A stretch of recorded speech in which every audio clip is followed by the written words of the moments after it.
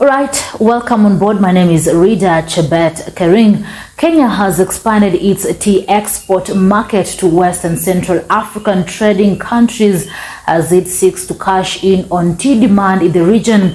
President William Ruto on Wednesday flagged off the first consignment to Accra, Ghana, under the African Continental Free Trade Area, guided by Trade Initiative. Speaking at the KICC, Ruto said it was time Kenya takes advantage of its good quality tea and brand it. Millicent Luamba with more. President William Ruto on Wednesday, October 5th, flagged off Kenyan Tea to Accra, Ghana under the AFCFTA guided trade initiative held at Kenyatta International Convention Center, KICC, Nairobi. While at the KICC event, the president noted that the country's rich growth in tea will be utilized by exporting the product to other African countries in a bid to exchange trade and bilateral efforts. The event today marks the first step in a journey that will liberate our continent from export of raw material to the rest of the world to export of processed, manufactured products, not just to our continent, but to the rest of the world. This is a very significant step. And when we began the journey to consolidate the market in Africa and provide the infrastructure using the FTA statute, it looked like it was a dream. But today, we are living that dream as reality. The president also mentioned that they are still working with the producers of the fertilizer so as to ensure that the prices lowers to between 2,500 shillings and 3,000 shillings. Our farmers, progressively, that we are going to be working with you. The government of Kenya will work with you towards enhancing our productivity and increasing our production of the cross-section of all the items that we produce. As the chairman has said, the government of Kenya has already worked on the fertilizer components. I know we have, the government has made available about 3.5 billion shillings so that our farmers can have access to fertilizer at a fairly reduced price of 3,500. We are still working with the producers of fertilizer.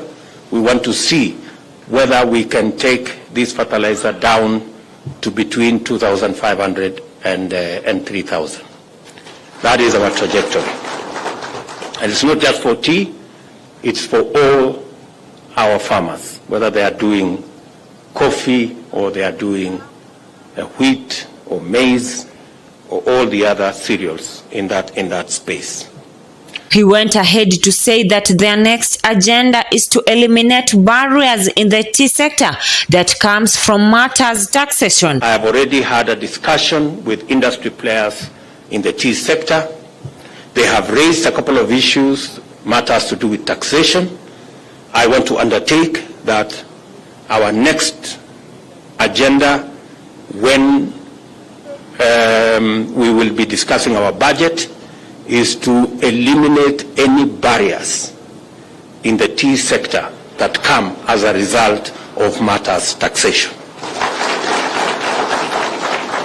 He said that they will also check on the cost benefits analysis of VAT to see whether it accounts to growth or stiffens. We are going to look at the cost benefit analysis on VAT on tea, whether it is helping the farmers or it is stifling our value addition agro-processing trajectory. I have also had a conversation on emerging markets, markets for tea, orthodox tea, and I have been informed that KTDA may require some support so that we can capture the market on orthodox tea.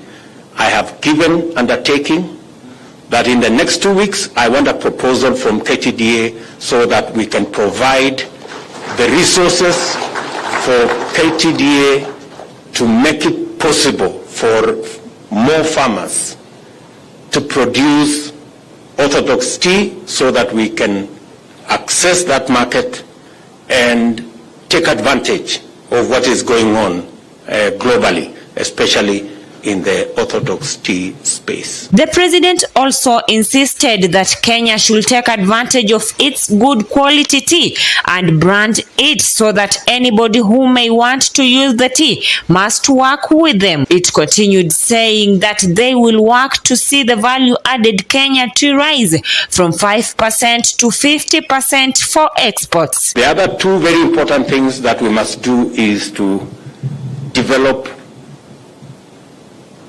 a Kenyan brand of tea. So the ministry, the instructions to you are very clear. We must have a Kenyan branded product in tea that we can market, and it doesn't matter what form it takes. I am going to be available, and the government of Kenya is going to be available until we have that brand of tea so that we can be selling our tea. Number two, in the next 5 years,